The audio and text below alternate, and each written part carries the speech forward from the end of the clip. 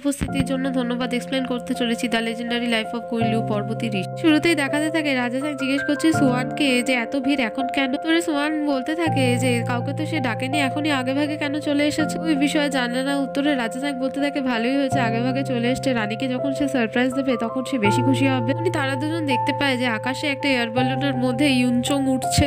গার্ডেনে দাঁড়িয়ে থাকা সমস্ত মানুষ তাকে দেখে ভীষণ চিয়ার আপ করছে। রাজা চ্যাং আর অ্যাটেন্ডার সোয়ানের কাছে রানী জিনফেই এসে ও ইউচ্যাংকে আকাশে উঠতে দেখে এয়ার বেলুনে ভীষণ খুশি হয়ে যায়। সেদিকে দেখায় কনসার্ট ডাওগার সু তার অ্যাটেন্ডারকে কক্ষ থেকে নিয়ে বেরোল। কনসার্ট ডাওগারের অ্যাটেন্ডার রাজকুমার চোংকে এয়ার বেলুনে দেখে বলতে থাকে যে রাজকুমার চোং কতটাই না রোমান্টিক। পরে এয়ার বেলুন থেকে রাজকুমার চোং ঘোষণা করতে থাকে, সবার সামনে নাম নিয়ে বলতে থাকে সে তাকে ভীষণ পছন্দ করে আর তাকে বিয়ে করার জন্য প্রস্তাব দিচ্ছে। মানে সে তার উত্তরও জানতে চায়। থাকা আশেপাশের লোক ভীষণভাবে চিয়ার আপ করতে থাকে লিউ বায়ুকে। ওর আশেপাশে থাকা কিছু দাসদাসী বলতে থাকে যে এরকম ভাবে যদি কেউ বিবাহের প্রস্তাব দেয় তাদের, তাহলে তারা সেখানেই মরে যেতে পারে লজ্জায়। এখন ভীষণ খুশি আর লিউ বায়ু এখানে খুবই ভাগ্যশালী মহিলা। বায়ুকে বারবার বলতে থাকে আশেপাশের মহিলারা যে রাজকুমার চোংকে সে যেন বিয়ে করে নেয়। দেখায় রাজা চ্যাংয়ের সহযোগীরা একটা অন্য এয়ার বেলুনের ব্যবস্থা করেছিল যেটা রাজা চ্যাং তাদের বলে রেখেছিল। তারা সেখানে নিয়ে উপস্থিত হলে রাজাদের ইশারা করে তাদের বলতে থাকে যে সেখান থেকে চলে যেতে। জিনফেং ইউচংকে দেখে বলতে থাকে সে কতটাই না রোমান্টিক, কিন্তু ভালো হচ্ছে সে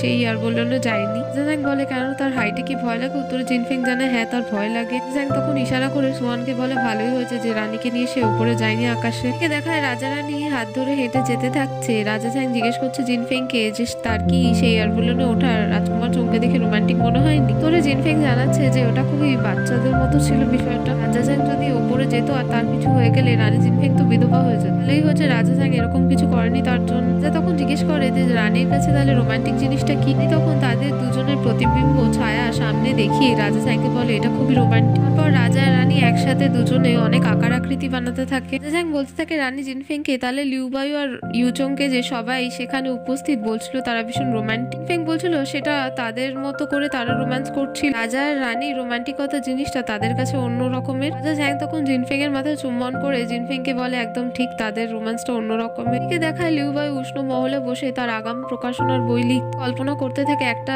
জায়গা থেকে উড়ে এসে লিউ বায়ু অসি চালনা করতে থাকে। কিছু পরেই তার সাথে জয়েন করে সেখানে রাজকুমার চোংকে। দুজনে মিলে অসি চালনা প্র্যাকটিস করতে থাকে। কিছুক্ষণ পর লিউ বায়ু কল্পনা থেকে বেরিয়ে এলে তখনই সেখানে রাজকুমার চোং আসল প্রকট হয়ে যায়। রাজকুমার চোং লিউ বায়ুকে প্রশ্ন করতে থাকে যে সে সকালে তাকে উত্তর না দিয়ে চলে এলো। আবার জিজ্ঞেস করতে থাকে তার প্রশ্নটা কি ছিল। কুমার চোং বলে সকালেই তাকে প্রশ্ন করেছিল যে সে তাকে পছন্দ করে, সে কি তাকে বিবাহ করতে চাইবে। লজ্জা পেয়ে বলতে থাকে যে এত সহজে সেই শব্দগুলো কি করে উচ্চারণ করতে পারে। রাজকুমার চোং বলতে পারে সে অনেক কাজ করেছে, অনেক পরিশ্রম করেছে, এত একটা প্রশ্ন করা এখানে তার কাছে কোনো ব্যাপারই না। কুমার চোং লিউ বায়ুকে বলে যে যদি উত্তরে হ্যাঁ বলে তাহলে সে একটা নতুন ডিগ্রি জারি করবে, যদি উত্তরে না বলে লিউ বায়ু বলে তাহলে সে কি করবে। কুমার চোং বলে তাহলে সে তাকে প্রতিদিন জিজ্ঞেস করবে এই প্রশ্নটা সে তাকে বিবাহ করতে ইচ্ছুক কিনা। বলে তাহলে এই কাজটা এই রাজকুমার চোংকে করা উচিত। কুমার চোং বলে লিউ বায়ুকে এই বিষয়ে একদম গম্ভীর। তখন তার লিখতে থাকা আগাম প্রকাশনা বইয়ের মধ্যে তার উত্তর লিখে দিয়ে দেয় রাজকুমার চোং। সে লজ্জা পেয়ে উষ্ণ মহলের ভিতরে চলে যায়। কুমার চোং লিউ বায়ু সেই বইটা খুলে দেখে তার মধ্যে হ্যাঁ লেখা দেখতে আনন্দে নাচতে নাচতে বলতে থাকে যে লিউ বায়ু তাকে পজিটিভ উত্তর দিয়েছে, সে ভীষণ খুশি হয়েছে। ওই উষ্ণ মহলের ভেতর থেকে বলতে থাকে আস্তে করে যে যত বোকা মনে করেছিল ইউচংকে সে ততটাও বোকা। এদিকে রাজা চ্যাং একটা বই দেখতে থাকে যার মধ্যে রাজা রানী যেরকম প্রতিবিম্বের জন্য আকার তৈরি করেছিল সেরকম আছে। সেটা দেখে রাজা রানী সময় কাটানো একসাথে মুহূর্ত মনে করতে থাকে। এদিকে দেখায় কনসার্ট ডাওগার সু নিজের কক্ষে বসে ক্রমাগত মদ্যপান করে যাচ্ছে আর তার অ্যাটেন্ডার তাকে বারবার বলে যাচ্ছে যেভাবে পান না করতে কেউ দেখে নিলে খুব বিপদ হয়ে যাবে। কনসার্ট ডাওগার বলতে থাকে যে দেখে নিলে কি হবে, সবাইকে সে সবটা জানিয়ে দেবে, সে যথেষ্ট করেছে। অ্যাটেন্ডার বলতে থাকে তাকে বেশি চিন্তা না করতে, সে একদিন না একদিন ঠিকই তার বাড়ি ফিরে যেতে পারবে। কনসার্ট ডাওগার সু বিরক্ত হয়ে বলতে থাকে যে রাজমহলে থাকা জিউ সাম্রাজ্যের সকল ব্যক্তি তার বাড়ি ফিরে যেতে পারবে, তো 20 বছর হয়ে গেছে এখনো সে একবারের জন্য তার বাড়ি ফিরে যেতে পারেনি, কারণ এখনো তারা সেই কিয়ানহুয়াফু ফর্মুলার সেই নামসূচির লিস্ট খুঁজে পায়নি। ডাওগারের অ্যাটেন্ডার বলতে থাকে যে এমপ্রেস ডাওগার যদি দেখে দেয় খুব খারাপ হবে, তাকে খুব খারাপ মনে করবে। ডাওগার সু বলতে থাকে সে কোনোভাবে এইসব বিষয়ে চিন্তা করে না, না সে এমপ্রেস ডাওগারকে ভয় পায়, এখানে তার হারানোর মতো কিছুই আর বাকি নেই। পরে সেখানে ঘোষণা হয় যে এমপ্রেস ডাওগার উপস্থিত হচ্ছে। তখনই কনসার্ট ডাওগার ভয় পেয়ে হাতে থাকা সুরাপাত্রের ছোট গ্লাসটা তার অ্যাটেন্ডারকে খাইয়ে দেওয়ার পাত্রটা সেই অ্যাটেন্ডারকে ধরিয়ে দিয়ে মাটিতে বসিয়ে দিয়ে বকাবকি করতে থাকে। ফলস এমপ্রেস ডাওগার কনসার্ট ডাওগারের কক্ষে উপস্থিত হয়ে বলতে থাকে যে এখানে তো মদের গন্ধ কেন আসছে। ডাওগার ফলস বকাবকি বকাবকি করে তার অ্যাটেন্ডারকে বলতে থাকে যে সে সকাল সকাল তাকে মদ্যপান করতে দেখেছে, তাকে আগেও বারণ করেছিল কিন্তু কথা শোনেনি, তাই সে এখন তাকে বকাবকি করতে। ডাগার বলতে থাকে এটা খুবই অপমানজনক, দিনের বেলায় সে এই কাজ করতে পারে না, তাকে শাস্তি দেওয়া উচিত। ডাগার তখন ভেবে ভেবে বলতে থাকে যে হ্যাঁ সে তাকে শাস্তি দেবে উচ্চারণ করতে গেলেই তখন এমপ্রেস ডাগার তাকে থামিয়ে দিয়ে বলে এর থেকেও গুরুত্বপূর্ণ বিষয়ে কথা বলার জন্য সে এখানে এসে, কাজটা থাক সে পরেও করতে পারবে। ডাগার বলে সে জানতে পেরেছে যে রানী জিনফিং এর মা কিছুদিন ধরে রানী জিনফিং এর কক্ষে এসে থাকছে, সেও তার প্রতি ইউফুকে ফিরিয়ে নিয়ে যাওয়ার চেষ্টা করছে, তাদের দুজনের মাঝখানে কিছু হয়ে উপহার পাঠিয়েছে, অনেক কিছু করে বিনীত অনুরোধ জানিয়েছে। ডাগার বলে আরে এত কিছু হয়ে গেছে তাহলে বিষয়টা তাদের দেখা উচিত একসাথে গিয়ে। দেখায় রানী জিনফিং এর কক্ষে তার মায়ের ইউফুর মাথায় চুল বেঁধে দিচ্ছে রানী জিনফিং এর মা। ইউফু বলতে থাকছে যে চুল পরিষ্কার করার ক্লিনজার রাজমহলের খুব ভালো পাওয়া যায়। উত্তরে জিনফিং বলে সে তাহলে বাড়ি ফিরে যাওয়ার সময় এখান থেকে নিয়ে যেতে পারে। সেখানে দুই রানী উপস্থিত হয়ে যাবে, ইউফুকে দুজনে অভিবাদন জানায়, দুজনের কুশল বিনিময় করে। ডাগার ইউফুকে জিজ্ঞেস করতে থাকে যে সে শুনেছে যে গ্র্যান্ড চ্যান্সেলর ইউফুর এখানে থাকা নিয়ে খুবই চিন্তিত, তাই তার জন্য উপহারও পাঠাতে রাজমহলে থাকার অভ্যেস নেই এখানে ইউফু। ডাগার বলতে থাকে সে কখনো গ্র্যান্ড চ্যান্সেলর লিউসির ব্যাপারে এরকম ভেবেই দেখেনি যে ভাবশূন্য এরকম একজন মানুষটা বিচারশীল এবং এতটাই সুইট হাজবেন্ড। বলতে থাকে না না তার স্বামী এখানে একটু বেশি চিন্তা করে তাকে নিয়ে। রাজমহলের এখানে জিনিসপত্র খুবই সুন্দর এখানের মানুষগুলোর মতোই। ডাগার এখানে ইউফুর হেয়ারস্টাইল দেখে বলতে থাকে এটা খুবই অদ্ভুত হেয়ারস্টাইল। ডাগার দেখে বলতে থাকে এটা তো পুরনো যুগের হেয়ার। ডাগার বলতে থাকে না না সে বলতে চাইছে এটা খুবই অদ্বিতীয় এবং খুবই সুন্দর। হেয়ারস্টাইলের নাম জানতে চাইলে ইউফু বলে তাদের গ্রামের বিদ্যান ঝ্যাং বলেছিল হেয়ারস্টাইলটাকে ওমেন হেয়ার ডু বলে। ডাগার বলে এই হেয়ারস্টাইলটা সেও করতে চায়, তার কোনো অসুবিধা হবে না। ইউফু বলে সে যদি চায় তাহলে ইউফু তার জন্য এটা করে দিতে পারে, তাকে সাহায্য। ডাগার এখানে জিনফিংকে বলতে থাকে সে যদি তার মাকে অর্থাৎ ইউফুকে তার সাথে কিছুদিন রাখে কোনো সমস্যা নেই। ইউফু ও এমপ্রেস ডাগারের হাত ধরে যেতে থাকে আর জিনফিং দূর থেকে বলতে থাকে যতদিন চায় তার মা এখানে থাকতে পারে, কারণ কোনো আপত্তি হবে না রাজমহলকে। দেখাতে থাকে ডঙ্গা সাম্রাজ্যের রাজধানীর মধ্যে দাঁড়িয়ে কিছু লোক কথাবার্তা বলতে থাকে। রাজ্যের রাজধানীর পথ দিয়ে জিউ সাম্রাজ্যের কিছু জেনারেল লোক এসেছে, অন্যান্য আধিকারিক পাঠিয়েছে জিউ সাম্রাজ্যের একজন মহিলা বলতে থাকে যে জেনারেল এসেছে তার নাম হচ্ছে ঝুটা। এই বছর জিউ সাম্রাজ্যের top news scorer martial art. একজন লোক বলতে থাকে যে গত 20 বছরের মধ্যে প্রথম মার্শাল আর্টের মহিলা একজন শেখ সাম্রাজ্যের নতুন আধিকারিক। একজন বলতে থাকে যে ঝুটান বলে এই জেনারেল মহিলার অনেক নাম শুনেছে, যে সীমায় তার নাম তৈরি করেছে, মানে তাকে সীমা রক্ষাকারী হিসেবে বলেছে তারা। দেখে তাহিয়ে হলে অর্থাৎ রাজসভার মধ্যে রাজা চ্যাং জিজ্ঞেস করছে একজন আধিকারিককে গ্র্যান্ড চ্যান্সেলর লিউসি এখনো কেন উপস্থিত হয়নি। সেই আধিকারিক বলতে থাকছে যে রাজমহলের প্রবেশ পথে দাঁড়িয়ে আছে এবং জিউ সাম্রাজ্য থেকে আসা দূতেদের সে আহ্বান করে ভেতরে আনবে।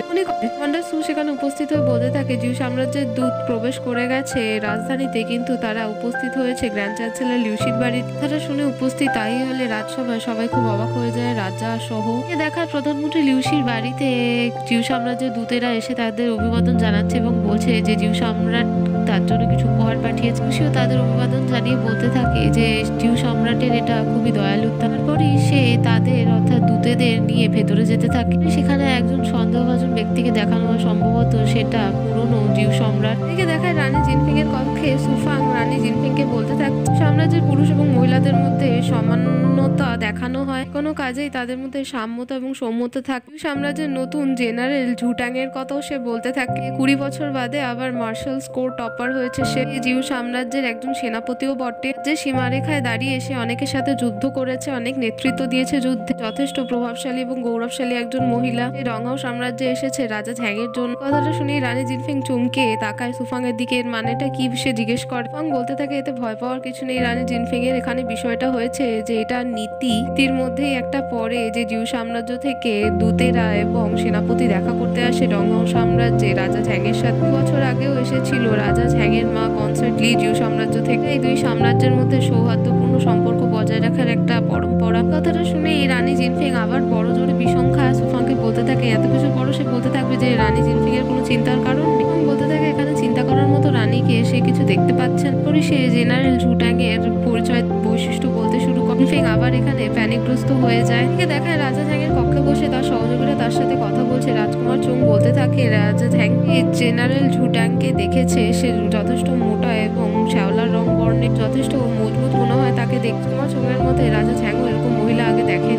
চাই বলতে থাকে তাকে দেখে মনে হয় যে তার মতো সিমিলার ব্যক্তি সে আগে কোথাও দেখেছে। কমান্ডার সু এখানে রেগে বলতে থাকে যে এটা কোনো বড় ব্যাপার না যে জেনারেল ঝুট্যান রাজা ঢ্যাংয়ের সাথে দেখা করলো। থেকেও বড় কথা যে সরাসরি রাজ্যে এসে রাজধানীতে সাথে দেখা না করে তারা প্রধানমন্ত্রী লিউশির বাড়ি চলে গেল তার সাথে দেখা করতে। লিউশি এখানে তাদের স্বাগতই জানিয়েছে ভালোভাবে। সাম্রাজ্য থেকে এত ধনসম্পদ এসেছে উপহার হিসেবে, এখন সেই সমস্ত জিনিসপত্র শ্রদ্ধাঞ্জলি রূপে প্রধানমন্ত্রী লিউশির কবজার মধ্যে আছে। এখানে তার থেকেও বড় কথা যে জানা গেছে প্রধানমন্ত্রী লিউশি সেই জেনারেল ঝুট্যান এবং বাকিদের জন্য বড় একটা ভোজ সমারোহের আয়োজন করেছে। এটা শোনা যাচ্ছে যে রাজকীয় ভোজ সমারোহ থেকেও বড় হবে।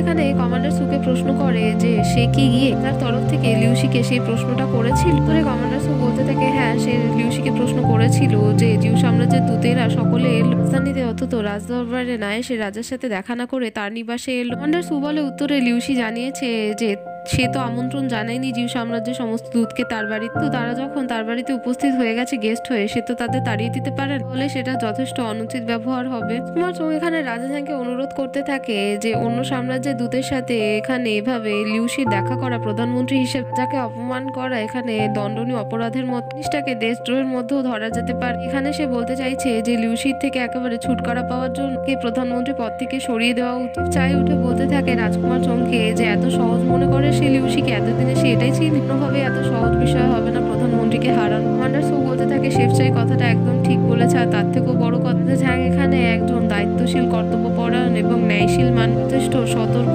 পূর্বক ব্যক্তি। এখানে যথেষ্ট ভালোভাবে ভেবে চিন্তে কাজ করতে হবে। এদিকে দেখায় রানী জিনফিং হন্তদন্ত করে পথ দিয়ে যেতে থাকলে রাজা ঝ্যাংয়ের সাথে তার দেখা হয়েছে। ঝ্যাং জিজ্ঞেস করতে থাকে যে রানী কোথায় যাচ্ছিল, উত্তরে জিনফিং তাকে উল্টো প্রশ্ন করতে থাকে। ঝ্যাং এখন নিশ্চয়ই তার বাবার নিবাস অর্থাৎ প্রধানমন্ত্রী লিউশির বাড়ি যাচ্ছে। লিউ সাম্রাজ্যের আসা দূত জেনারেল ঝুটানের সাথে দেখা করতে যাচ্ছে। আর এখানে সাহস কি করে হলো, উত্তরে রাজা ঝ্যাং বলতে থাকে এইসব জিনিসপত্র সে আগে থেকে কি করে জানে। হ্যাঁ এটা সত্যি কথা, সে এর জন্যই প্রধানমন্ত্রী লিউশির বাড়িতে।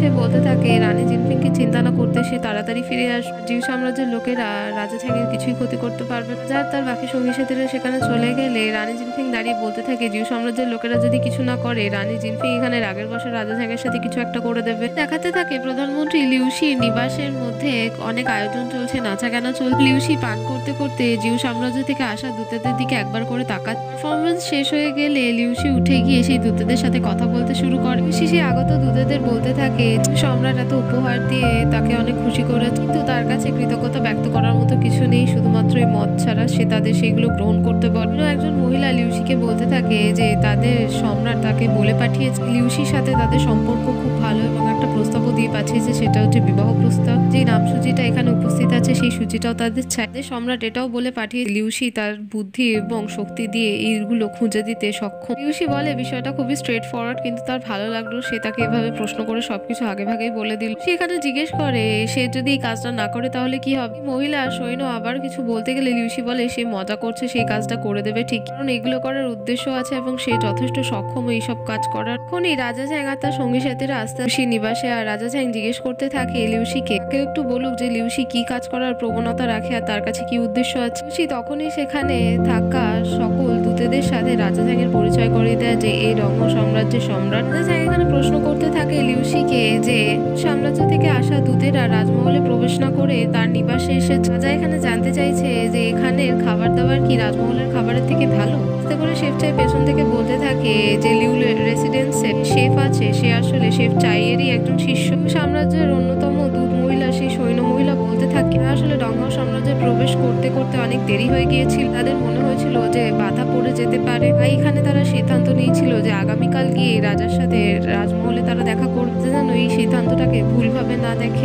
সেই সৈন্য মহিলাকে আবার বলতে থাকে যে সাম্রাজ্য থেকে আসার সময় তারা 3000 জন সৈন্য তাদের সাথে এনে। তাদের এখানে কি মনে হয় ডংহাও সাম্রাজ্যের অঙ্গরক্ষক এবং সৈন্যরা দুর্বল, নাকি তারা তাদের যথেষ্ট পাহারা দিতে পারবেন। কমান্ডার সু আবার এক্সাইটেড হয়ে নিজের তলোয়ার বার করে তাদের যুদ্ধের প্রস্তাব দিতে গিয়ে কুমার চৌং আবার তার তলোয়ার তার মায়ানে রেখে দিতে বলে। এই সৈন্য মহিলা জানাতে থাকে যে যোদ্ধাদের দ্বারা সমস্ত গিফট তারা বইয়ে নিয়েছে, তার জন্যই শুধুমাত্র করা হয়েছে আর কিছু। মন্ত্রী লিউশি বলতে থাকে তাহলে এখন ভুল বোঝাবুঝি মিসআন্ডারস্ট্যান্ডিং সবকিছু চলে গেছে, তাহলে এখন আশা করছে যে রাজা ঢ্যাং আর কিছু খারাপ মনে করছে না। রাজা ঢ্যাং বলতে থাকে জেনারেল ঝুটান যে শুধু শারীরিকভাবে সক্ষম না, কথাও ভালো বলতে পারে। সুন্দর করে কথা ভালোভাবে গুছিয়ে বললো যে আর কোনো সমস্যাই মনে হচ্ছে না। রাজা ঝ্যাং এখানে প্রশ্ন করে লিউসিকে যে লিউসি নিজেকে কি মনে করে। রাজা ঝ্যাং আর ডংগাও সাম্রাজ্যের সমস্ত বিষয় কি তার কাছে খুবই ক্ষুদ্র। সাম্রাজ্যের অন্য একজন হলুদ পোশাক পরা দূত সামনে এসে বলতে থাকে তার পরিচয় দিয়ে যে সে হলো আসল জেনারেল ঝুটান। পাশে দাঁড়িয়ে থাকা যেই জেনারেল এতক্ষণ তার সাথে কথা বলছিল সে অন্য জেনারেল বেনিয়ার গার্ডের জেনারেল লি লিয়াং। আসলে রাজা এবং তার সহযোগীরা দুজনের পরিচয় দূতের ভুল করেছিল। জেনারেল ঝুটান এখানে ক্ষমা চেয়ে রাজার সামনে বলতে থাকে তাদের হয়তো চিন্তাধারা এবং সিদ্ধান্ত গ্রহণে ভুল হয়েছে, তারা অনুমান ঠিকঠাক করতে পারে। ডংহাও সম্রাট রাজা ঝ্যাং তাদের ভুল বুঝে নিয়েছে। জেনারেল ঝুটান বলতে থাকে যে আজকে তো আর কোনোভাবেই হবে না, দেরি হয়ে গেছে, আগামীকাল তারা তাহি হলে দরবারে গিয়ে রাজার সামনে আবার ক্ষমা চাইবে, সেদিনই দেখা সাক্ষাৎ করার সিদ্ধান্তও হয়েছে। কুমার চোখ রাজার কানে বলতে থাকে যে এই জেনারেল ঝুটান একদম ঠিক কথা বলেছে। সেই দুজন দূত ব্যক্তি এবং বাকি সকল সেখান থেকে বিদায় নিয়ে চলে যায়। এখানে লিউসিকে প্রশ্ন করে সেই দূতেদের সে চলে যেতে আজ্ঞা দিল কেন। লিউসি বলতে থাকে যে সে কোনোভাবেই চায়নি যে এখানে তার নিবাসে কোনো দূতকে দণ্ড দেওয়া হোক, অন্য কারোর ফায়দা হবে না, কিন্তু রাজা ঝ্যাংয়ের অপমান হবে, সে লজ্জিত হবে। ঝ্যাং এখানে লিউসিকে বলে তাহলে এখানে সেটার কথা ভেবেছিল। উত্তরে লিউসি বলে হ্যাঁ, সে যদি রাজার কথা না ভাবতো তাহলে যখন সে ঢুকছিল তার নিবাস উনি তার বাড়ির অন্য কাউকে বলে রাজা ঝ্যাংকে সেখানেই থামিয়ে দিত, ঘর থেকে বার করে দিত। ঝ্যাং তাকে ধমক দিয়ে এখানে বলে তার সাহস কি করে বলল। লিউসি বলে তার যদি সাহস না থাকতো সে এখানে এভাবে থাকতে পারতো না। ঝ্যাং হয়তো ভুলে যাচ্ছে যে রাজমহলে যার দরবারে এবং সৈন্যশালায় সৈন্যরা কার কথা শোনে, এখানে লিউসির কথাই তারা সবাই শোনে ভালোভাবে, রাজা ঝ্যাংয়ের থেকেও বেশি। বলতে থাকে এখানে লিউসিকে যে সে একবারের জন্য ভেবেছিল তার বাবা এখানে মৃত সম্রাট যে ছিল নিশ্চয়ই কোনো ভালো কারণের জন্য এই লিউসির উপর দায়িত্ব দিয়েছিল রাজা ঝ্যাংকে। লিউসি এখানে কঠোর হয়েও রাজা ঝ্যাংকে যথেষ্ট ভালো মানুষ তৈরি করার এবং শাসক তৈরি করার চেষ্টা করেছে। রাজা ঝ্যাং বলে কিন্তু এখানে ভুল ছিল, কারণ এখানে লিউসির কাছে তার উচ্চাকাঙ্ক্ষা অনেক আগে বড় বেশি। লিউসি রাজা ঝ্যাংকে বলতে থাকে যে এক প্রকার সে ঠিকও বলেছে আবার ভুল। লিউসি যদি এখানে বিদ্রোহ ঘোষণা করার চেষ্টা করে বা করতেও থাকে তাহলে এখানে রাজা ঝ্যাং কি বা করে নিতে পারবে, তার কোনো ক্ষমতাই নেই। লিউসি এখানে এমন একজন মানুষের সাথে এমন একজন শাসকের সাথে যুদ্ধ করতে চেয়ে সফল, সক্ষম এবং দৃঢ়। সে কখনোই একজন দুর্বল মানুষকে তেজস্বী, সক্ষম এবং শক্তিশালী বলে মেনে নিতে পারবেন, সেরকম কমজোর মানুষের উপর চাপ সৃষ্টি করাও তার নীতি বিরুদ্ধের মধ্যেই পড়ে। এদিকে দেখায় রানী জিনফেং তার কক্ষে ঘোরাঘুরি করতে থাকছে এবং তার অ্যাটেন্ডার সুফাং এর চোখ টেনে আসছে ঘুমের ঘোরে। ফিং চিন্তা করতে করতে বলতে থাকছে যে রাজা ঝ্যাং এভাবে তার অনুভূতি অদেখা করতে পারে না, অন্য মেয়ের পাল্লায় পড়ে সে কোনোভাবেই তার জিনফেংকে ছেড়ে যেতে পারে না, তার এখানে ভীষণ রাগ হচ্ছে। ফাং বলতে থাকছে অনেক রাত হয়ে গেছে, তারা কাল পর্যন্ত অপেক্ষা নিশ্চয়ই করতে পারে। ফিং বলে কোনোভাবেই না,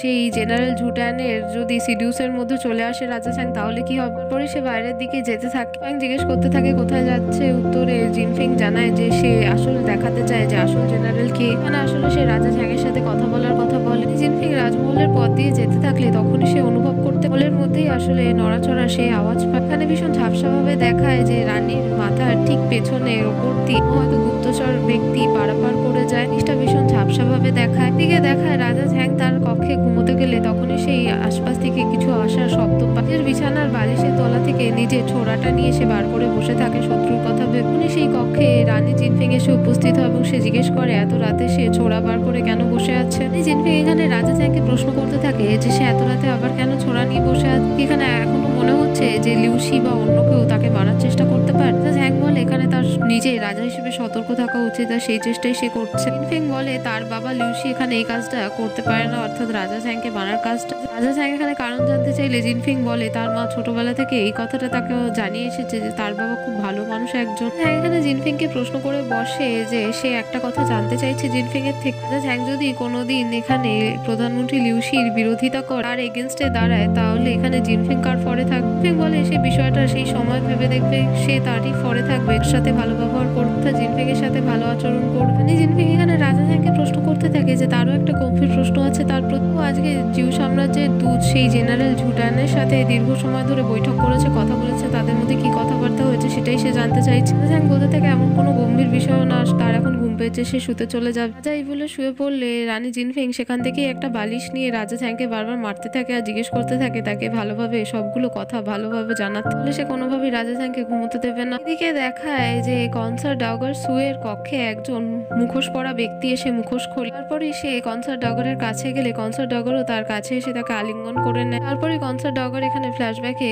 কথা মনে করতে ডাউগার সুয়ের সাথে যে দেখা করতে এসেছে সে আসলে জিউ সাম্রাজ্যের রাজা। ফ্ল্যাশব্যাকে সেই রাজার সাথে কনসার্ট ডাউগার সু কথা বলে সেখানে রাজাকে প্রথমে মাই লর্ড বলে সম্বোধন করে। রাজা তখন তাকে জানায় 2 ঘন্টা বাদে সে রাজা হয়ে যাবে, তাহলে এখন থেকে তাকে মহারাজ বলে সম্বোধন করে শিখতে হবে। কনসার্ট ডাউগার সু মহারাজের কথা মতো সে কাজই করে। সম্রাট তারপর কনসার্ট ডাউগারকে নিজের কাছে টেনে এনে বলে সে যদি তার কথা মতো কাজ করে তাহলে সে যা চাইবে তাই পাবে। এদিকে দেখায় সকাল হয়ে গেছে এবং তাই হলে ডঙ্গ সাম্রাজ্যের দরবারে সাম্রাজ্যের সেই জেনারেল ঝুটান এসে রাজা ঝ্যাংকে বলতে থাকে সম্রাট রাজা ঝ্যাংয়ের শ্রদ্ধাঞ্জলির জন্য 100টা ভালো ঘোড়া, 10,000 স্বর্ণ মুদ্রা, 1000 খানে গরু এবং ছাগল পাঠিয়েছে। জেনারেল ঝুটান এটা জানাতেও ভোলে না যে এবারে জিউ সম্রাট রাজা ঝ্যাংকে মাত্র শ্রদ্ধাঞ্জলি স্বরূপ এই জিনিসপত্রগুলো পাঠায়নি, বরং এগুলো যৌতুকও বটে বিবাহের জন্য। রাজ্যসভা সকলে এবং রাজা ঝ্যাং এই কথাটা শুনে অবাক হয়ে যায়। জেনারেল ঝুটান আবার বলতে থাকে যে 20 বছর আগে রাজা ঝ্যাংয়ের মা অর্থাৎ কনসার্ট লি জিউ সাম্রাজ্যের জেনারেল ছিল এবং এখানে এসে সে রানী হয়। ডংহাও সাম্রাজ্যের একজন উত্তরাধিকার অর্থাৎ রাজা ঝ্যাংকেও জন্ম দেয়। তো গত 20 বছর ধরে এই বৈবাহিক সম্পর্ক বন্ধ হয়ে গেছে। জিউ সাম্রাজ্যের সম্রাট এই বিষয়টা চেয়েছে যে এই রাজ্যের মধ্যে যাতে রাজনৈতিক সম্পর্ক আরো ভালো হয়ে যায় আগের মতো, তাই সে চেয়েছে এই বিবাহ বন্ধন স্বীকার করে এই যৌতুক স্বীকার করতে রাজাকে। এখানে ঝুটানকে প্রশ্ন করে বসে যে এই যৌতুকটা কোন কন্যার জন্য জিউ সাম্রাজ্যের জেনারেল ঝুটান প্রস্তাব দিয়ে বসে যে এটা তার জন্য, তার তরফ থেকে সম্রাট এটাই চেয়েছে। ও এখানে রাজাকে সবার সামনে বিবাহের জন্য প্রস্তাব দিয়ে বসে, যাতে জিউ সাম্রাজ্যের সাথে ডংহাও সাম্রাজ্যের রাজনৈতিক এবং কূটনৈতিক সম্পর্ক আরো ভালো হয়েছে। এদিকে দেখায় রানী জিনফিং এর অ্যাটেন্ডার সুফাং ইও রানী জিনফিং এর কাছে এই খবরটা জানিয়ে দেয় রাজা ঝ্যাং হয়তো আবার বিবাহ করতে চলেছে। দেখাতে থাকে রাজা ঝ্যাং তার আধিকারিকদের সাথে কথা বলছে। একজন আধিকারিক রাজা ঝ্যাংকে জানাচ্ছে যে স্বর্গীয় সম্রাট অর্থাৎ রাজা ঝ্যাংয়ের বাবা একটা কথা বলে গেছিল যে জিউ সাম্রাজ্যের শেষ যে বিবাহ সে করেছিল কনসার্ট লির সাথে যেন শুধুমাত্র জিউ সাম্রাজ্যের শেষ মহিলা হয়, সেই নিয়মটা বানিয়ে গেছিল। এরপর যেন রাজা ঝ্যাং বা অন্য কেউ রাজ পরিবারের হবে সে যেন কোনোভাবে জিউ সাম্রাজ্যের অন্য কাউ স্ত্রীকে গ্রহণ না করে। ঝ্যাং বলে হ্যাঁ তার স্বর্গীয় সম্রাটের আদেশ মনে আছে। উনি সেখানে কমান্ডার উপস্থিত হয়ে বলতে থাকে জিউ সাম্রাজ্য থেকে যে 5,000 জন সৈন্য এসেছিল সমস্ত গিফট বহন করতে করতে তারা ডংহাও সাম্রাজ্য থেকে ফিরে যাওয়া থেকে নিষেধ করে দিয়েছে এবং নিজেরা একটা ক্যাম্পও লাগিয়েছে এবং সেখানে তারা মার্শাল আর্ট প্র্যাকটিসও করছে। সবার একজন আধিকারিক ভয় পেয়ে বলতে থাকে 5,000 সৈন্য অনেক বেশি হয়ে গেছে। ধীরে ধীরে জিউ সাম্রাজ্যের সমস্ত সৈন্যরা এবং অন্যান্য বল বেড়ে যাচ্ছে দিন দিন। তো পরিস্থিতি এমনও নয় যে ডংহাও সাম্রাজ্য তাদের সাথে যুদ্ধ ঘোষণা করতে পারে। এখন পুরনো যথাযথ সব নিয়ম আছে সেগুলোকে চোখ বন্ধ করে মেনে নেওয়া এই মুহূর্তে সম্ভব না কোনোভাবে। বলতে থাকে সেই আধিকারিককে সে যদি এতই ভয় পেয়ে থাকে এই সামান্য বিষয় নিয়ে তাহলে সে যেন যুদ্ধমন্ত্রীর পদ ত্যাগ করে দেয়। পরে দেখায় রাজকুমার চৌ এসে এখানে বলতে থাকছে যে বাইরে থেকে সে একটা রিপোর্ট পেয়েছে সাম্রাজ্যের পশ্চিমের দিকে কিছু সীমায় সাম্রাজ্যের 3 লাখ সৈন্য 10 দিন ধরে সেখানে মার্চ করছে। ডংহাও সাম্রাজ্যের সৈন্য সংখ্যা এখানে মোটামুটি প্রস্তুত থাকতে পারে 3 লাখ, তার বেশি না, সীমিত। তাই এখানে রাজার নির্দেশ প্রয়োজন যে তাদেরকে যুদ্ধ করতে হবে। কিছু বলতে গেলেই তখন শেপ চাই এসে বলতে থাকে খুবই খারাপ খবর, খুব খারাপ ঘটনা একটা ঘটে গেছে। দেখা ইউফ্যাং গার্ডেনের মধ্যে ঝুটান এবং রানী জিনফিং এর মধ্যে মারামারি হতে থাকছে। আসলে এখানে দুজনেই দুজনের পরিচয় জানেন না। জিনফিং বলতে থাকছে এখানে সে জেনারেল ঝুটানের সাথে দেখা করতে এসে যদি তার সাথে দেখা না করতে দেয় তাহলে সে তাকে মেরে মেরে পঙ্গু বানিয়ে দেবে। এখানে বলতে থাকছে সে জেনেছিল যে ডংহাও সাম্রাজ্য শিষ্টাচারের সাম্রাজ্য, তো রাজমহলের মধ্যে এরকম জঙ্গলি অসভ্য থাকে সে জানতো না। উনি সেই মারামারির স্থলে রাজকীয় চিকিৎসক ইউচ্যাং উপস্থিত হয়ে যায় এবং রানীর অ্যাটেন্ডার সুয়ান খুব চিয়ার আপ করতে থাকে রানী জিনফিং জেনারেল ঝুটানকে মেরে সরানোর জন্য। রানী এবং সেই জেনারেল দুজন মারামারি করতে করতে গাছে উঠে গেল, তারা থামে না। রানী আর জেনারেল গাছে উঠে যাওয়ার পর সেখানে রাজা এবং বাকি সকলে উপস্থিত হয়েছে। মন্ত্রী লিউসি এখানে জেনারেল ঝুটানকে বলতে থাকে যে আর কতক্ষণ ধরে সে মহারানীর সাথে যুদ্ধ করার প্ল্যান করছে। উনি রানী বুঝতে পারে যে সে আর কেউ না জেনারেল ঝুট। উনি সে গাছ থেকে পড়তে নিলে রাজা ঝ্যাং এসে তাকে বাঁচিয়ে পড়তে থাকা জেনারেল ঝুটানকে এসে রাজকীয় চিকিৎসক ইউচ্যাং বাচ্চা। ঝ্যাং এখানে জেনারেল ঝুটানকে বলতে থাকে যে রানী খুব তাড়াতাড়ি রেগে যায়, আশা করছে সে তার মনে আর কোনো ক্ষোভ রাখছে না। জিনফেং বলতে থাকে যে সে তার অ্যাটেন্ডার সুফাংয়ের থেকে ভুল খবর পেয়েছিল। সে যদি জানতো যে সেই জেনারেল ঝুটান, সে তার সাথে কোনোভাবেই মারামারি করতো। জেনারেল ঝুটান এখানে রানী জিনফেং এর থেকে জানতে চায় যে তার রূপ রং বৈশিষ্ট্যের কেমন কল্পনা করেছিল। সামনে গিয়ে এখানে জিনফেং বলতে থাকে কোনো ব্যাপার না, এখন আর কোনো ক্ষোভের বিষয় নেই, সব ভুলে যাওয়া উচিত। জেনারেল ঝুটাং রাজা ঝ্যাংকে বলতে থাকে যে এখানে তার তরফ থেকে কোনো সমস্যা হবে না। সে মিলেমিশে জিনফেং এর সাথে রাজমহলে ভালোভাবে নতুন মহারানীর সাথে দেখা হয়ে তার ভালোই লাগেছে। জিনফেং জেনারেল ঝুটানের কাছে গিয়ে বলতে থাকে যে খুব ভালো কথা, কিন্তু এক্ষুনি সে কি বললো সে বুঝতে পারলো। জেনারেল ঝুটান এখানে জানিয়ে দেয় যে তার সাথে বিবাহের প্রস্তাব রাজা ঝ্যাং স্বীকার করে নিয়েছে, তার যৌতুক গ্রহণ করে। ঝুটান এখানে রাজকীয় চিকিৎসক ইউচাংয়ের দিকে তাকালে ইউচাং একবার তার দিকে তাকিয়ে মুখ ঘুরিয়ে নেয়। দুজনকে দেখলেই বোঝা যায় যে তাদের দুজনের মধ্যে ছোটবেলা থেকে নিশ্চয়ই ভালো সম্পর্ক ছিল। জিনফেং এখানে কষ্ট পেয়ে রাজা ঝ্যাংকে ভালো করেছে ইশারা করে দেখিয়ে চলেছে। দিকে দেখায় জেনারেল ঝুটাং রাজমহলের পথ দিয়ে ঘোড়ার গাড়ি করে যাচ্ছে তার সৈন্য সামন্ত নিয়ে। পথের একপাশে দাঁড়িয়ে রাজকীয় চিকিৎসক ইউচাং তার গাড়ি দেখতে থাকে আর ছোটবেলার ফ্ল্যাশব্যাক মনে করতে থাকে। দেখাতে থাকে ছোটবেলায় তারা দুজন অর্থাৎ রাজকীয় চিকিৎসক ইউচাং এবং জেনারেল ঝুটান সোলার প্র্যাকটিস করছে, আর এখানে ইউচাং জেনারেল ঝুটাংকে শেখাচ্ছে। এখানে ঝুটানের কিছু কমতি বলতে থাকলে ঝুটান বলতে থাকছে আগের এখানে ট্রেনারও আছে এবং সে একজন ক্রাউন প্রিন্স, নিয়মিত এই জিনিসপত্রগুলো প্র্যাকটিসও করতে তার হাতে সময়ও আছে। কিন্তু এখানে ঝুটানের ব্যাপারটা আলাদা, তাকে এখানে লুকিয়ে তার থেকে শিখতে হতো, কারণ ঝুটানের বাবা যদি এই বিষয়ে জানতে পারে খুব বকাবকি করবে। বলতে থাকে ঝুটানকে যে তার পরিবারে সাহিত্যিকদের পরিবার, কিন্তু এখানে ঝুটানের একদমই পড়াশোনা পছন্দ না, অথচ মার্শাল আর্ট খুব পছন্দ। সে যদি ভালো একজন মার্শাল আর্টিস্ট হতে পারে তার বাবা খুবই অবাক হবে। ঝুটান বলতে থাকে যে পড়াশোনায় অত মজা নেই মার্শাল আর্টের মতো, সে বড় হয়ে একজন মার্শাল আর্ট স্কলার হতে চায়। দেখায় ঝুটান জেনারেল দেখা করতে এসেছে জিউ সাম্রাজ্যের সম্রাটের সাথে। সম্রাট বলতে থাকছে ঝুটানকে যে সে এখনো পর্যন্ত যা যা কাজ করেছে খুব ভালো করে, শুধুমাত্র সময়ের অপেক্ষা। সে দেখতে চাইছে এই যুব সম্রাট ডঙ্গ সাম্রাজ্যের রাজা ঝ্যাং কি করতে পারে। ঝুটান বলতে থাকে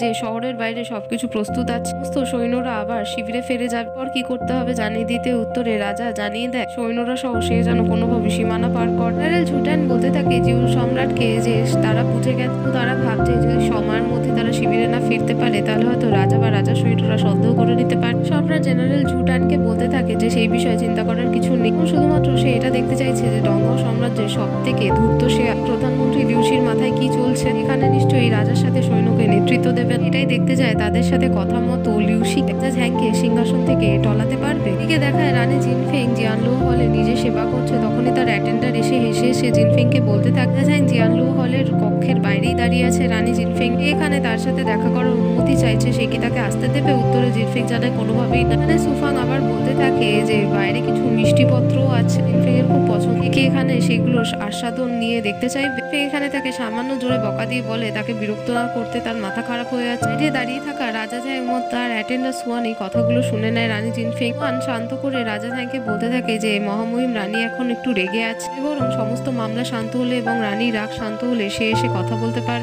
সেখানে প্রধানমন্ত্রী লিউশি উপস্থিত হয়ে যায়। ঝ্যাং লিউশির আসার কারণ জানতে চাইলে লিউশি বলতে থাকে তার মেয়ে দুঃখ কষ্টের মধ্যে আছে, তাই তার বাবা হিসেবে তার তো দেখতে আসা কর্তব্যের মধ্যেই পড়ে। ঝ্যাং এখানে আবার লিউশিকে প্রশ্ন করে বলে যে তার কাছে এই যে সমস্যা এসেছে এর নিবারণ করার জন্য কি কোনো ভালো পরিকল্পনা আছে। লিউশি এখানে তাকে কোনো উত্তর না দিলে রাজা ঝ্যাং বলতে থাকে যে লিউশি তাকে জানিয়েছিল রাজা ঝ্যাং যখন সক্ষম হয়ে যাবে তখন সে তাকে হারাতে চাইবে। রাজা ঝ্যাং এখানে মনে করিয়ে দেয় যে এই চিন্তার জন্য সে খুব খারাপভাবে পে করবে এবং পছতাবে, কারণ রাজা ঝ্যাং শেষে জিতবে। সে বলতে থাকে তারা মেন পয়েন্ট থেকেই সরে যাচ্ছে, যেই সমস্যাটা আসলে এসেছে সেইগুলো আগে সলভ করা দরকার, ছোট প্রবলেমগুলো তারা পরেও সলভ করতে পারবে। রাজা ঝ্যাং বলতে থাকে এখানে সে নিশ্চয়ই এই জিনফেংকে রাজি করাতে এসেছে যাতে রাজা ঝ্যাং এর দ্বিতীয় বিবাহ সে মেনে নেয়। রাজা ঝ্যাং এখানে বলে জিনফেং যদি সহমত হয়ে যায় রাজা ঝ্যাং এই বিষয়টা কখনোই মানবে না। সে এখানে বলতে থাকে যে জেনারেল ঝুটান একজন দুর্লভ সৌন্দর্য এবং অত্যাধিক গুণী মহিলা, যদি রাজাকে বিবাহ করে রাজকীয় হারামে সামিল হয়ে যায় তাহলে সমস্যাটা কোথায়। ঝ্যাং বলতে থাকে যে 20 বছর আগেও এই কাজটাই হয়েছে, 20 বছর ধরে জিউ সাম্রাজ্য থেকে বহু স্ত্রীরা এই রাজ্যে আসে, নয় রাজমহলে নয় রাজ্যে কোথাও না কোথাও কাজ করে, আর নলে রাজ্যকেও আধিকারিকদের বিবাহ করে। রাজা ঝ্যাং এখানে এইসবের ভালো কারণগুলো ভালোভাবেই জানতে উদ্দেশ্য কি তাদের মনে কি চলছে সবই সে অবগত। রাজা ঝ্যাং বলতে থাকে যে এখানে সে যদি ঝুটানকে বিয়ে করে নেয় তাহলে হবে জিউ সম্রাট তার উপর পাশে বসে নজর রাখছে, এই বিষয়টা সে কোনোভাবেই হতে দেবে না। সে বলতে থাকে তাহলে রাজাকে সে যতটা মূর্খ ভেবেছিল ততটাও সে মূর্খ না, ভালো হয় যদি রাজা ঝ্যাং শত্রুকে যুদ্ধ করার আগে তাকে বোঝার চেষ্টা করে, তার থেকেও বেশি ভালো হয় সে যদি লিউশিকে আগে ভাগে বোঝার চেষ্টা করে। রাজা ঝ্যাং বলতে থাকে লিউশিকে যে জিনফেং কোনোভাবেই রাজার বিবাহের জন্য সহমত হবে না। প্রধানমন্ত্রী লিউশি এখানে বলতে থাকে থাকে যে রানী জিনফিং এর সহমতি প্রয়োজন কার আছে এখানে, চ্যাংয়ের এখানে দ্বিতীয় বিবাহের প্রয়োজন সামনে এসে। তো ব্যাপারটা হলো রাজা চ্যাং কি এখানে দ্বিতীয় বিবাহ করতে চাইলে বিষয়টা হতে পারে হয়তো তার স্বপ্নে। এমনই সকল গল্প জানতে আমাদের চ্যানেলের সঙ্গে থাকুন।